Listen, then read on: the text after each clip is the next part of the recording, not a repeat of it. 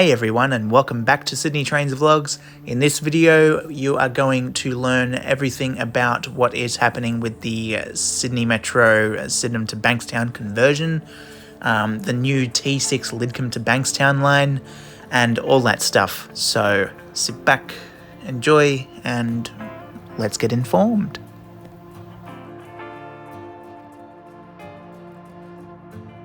Okay, let's have a look at this brochure. South West Link train replacement buses. To start off with, there's a few frequently asked questions. What is South West Link? South West Link is a dedicated, high-frequency bus service between Sydenham and Bankstown train stations to ensure passengers can continue to travel during the final conversion period of the T3 Bankstown line. Key features of South West Link include 3 dedicated bus routes, frequent services every day from early in the morning until late at night, with a bus every 2 to 4 minutes in peak periods across some routes. A mix of all stops and limited stop services. South West Link forms part of an integrated transport plan. What is the integrated transport plan? The integrated transport plan is all the alternate transport options available to passengers to help get where they need to go during the T3 Bankstown line conversion works. Passengers can choose from South West Link buses, turn up and go metro services at Sydenham, local buses, trains, light rail, cycling and walking routes. When does the South West Link start and how long will it operate? South West Link buses will start between July and October 2024 and will operate for up to 12 months. Will the South West Link service be accessible? Yes, accessible low-floor buses will be used across the South West Link bus routes. Will my journey time increase during the upgrade? Yes, allow extra travel time to complete your journey between Sydenham and Bankstown during the upgrade. You'll be able to plan South West Link bus trips as well as explore alternate transport options ahead of services starting. Why is the T3 Bankstown line between Sydenham to Bankstown being upgraded? We are converting the T3 Bankstown line to enable rapid metro passenger services from 2025. Final upgrade work can only begin once Sydney train services stop running. This includes works to separate the Sydney trains and metro services at Bankstown Station, completing station upgrades, install platform screen doors, overhead wiring, final track alignment work, and train testing and commissioning activities. Sydney Metro will operate as a turn-up-and-go service with trains running every 4 minutes during peak hours. That's 15 trains per hour. Over the 3-hour morning peak, Sydney Metro will be able to move 51,000 people in each direction between Bankstown to Sydney CBD, an extra 15,000 people more than now.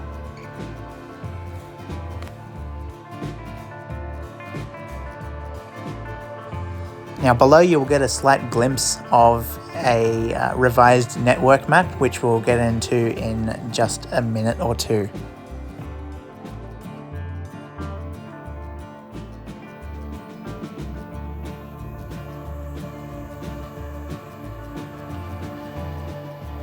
Key features of the South West Link include 3 dedicated bus routes known as SW1, SW2 and SW3, providing thousands of additional weekly services. Frequent services every day from early in the morning until late at night, with a bus every 2 to 4 minutes in peak periods across all routes. A mix of all stops and limited stop services to ensure commuters and local passengers have reliable public transport options. Easily recognisable services with plenty of signage to help people get to the right service. Now, I'm pretty sure this will be similar to the Station Link buses when the Epping to Chatswood Rail Link closed for Sydney Metro conversion for that period of time, or was it somewhere between 3 and 6 months?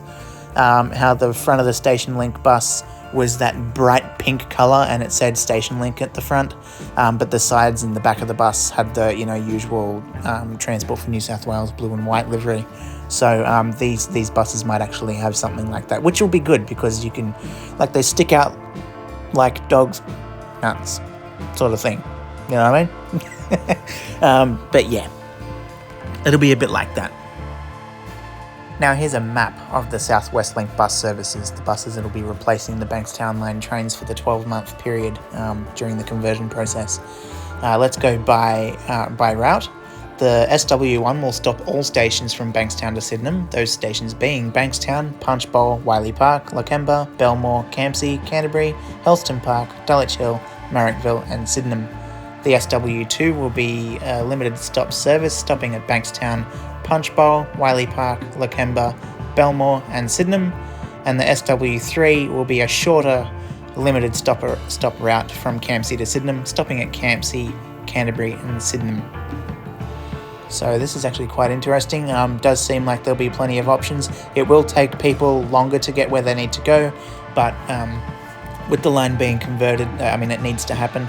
There can't be any train services at all running on the Bankstown line during the conversion process, and then trains need to be tested and commissioned, etc., on the Bankstown line before opening. So it'll be a difficult time for passengers for sure, 100%. But yeah, it does need to be done.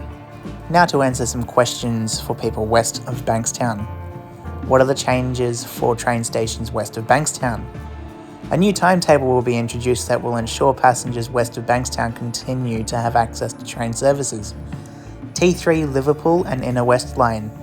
Train services currently operating between Liverpool and the City Circle via Bankstown will instead run to Sydney CBD via Regent's Park and Lidcombe on the new T3 Liverpool and Inner West Line.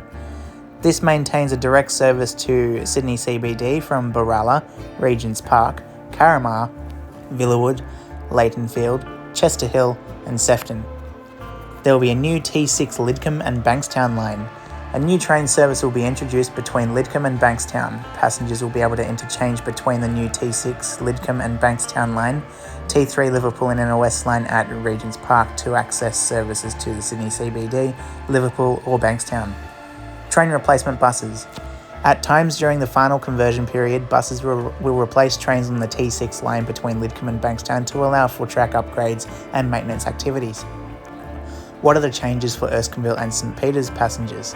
Erskineville and St Peters passengers will continue to receive direct services to and from the Sydney CBD on the T8 Airport and South Line. Now to have a look at some changes to the map. This will come into effect once the new Sydney Metro extension from Chatswood to Sydenham opens.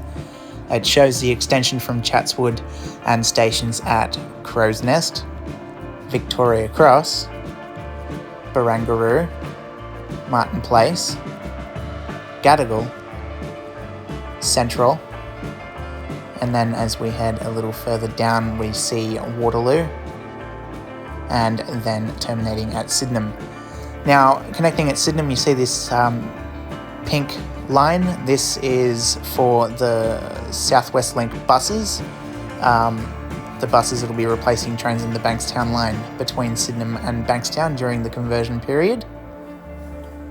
And very shortly, we'll see the new line number, T6, which is actually a recycled number. The T6 actually used to be for the Carlingford line. So the T6 will feature stations from Lidcombe down to Bankstown, stopping at Baralla, Regent's Park, Birrong, Yagoona and Bankstown, where once the Bankstown to Sydenham extension opens for Sydney Metro, you'll be able to interchange from Sydney trains to Metro. So there you have it. There's an overview of the affected area. So that's all the information from that brochure that Transport for New South Wales has released. So all of you know what's going on now. But anyway, that is all for this video. Thank you for watching. Please give this video a thumbs up, subscribe to the channel, share the video, all that good stuff, and we'll catch you very soon. Ciao.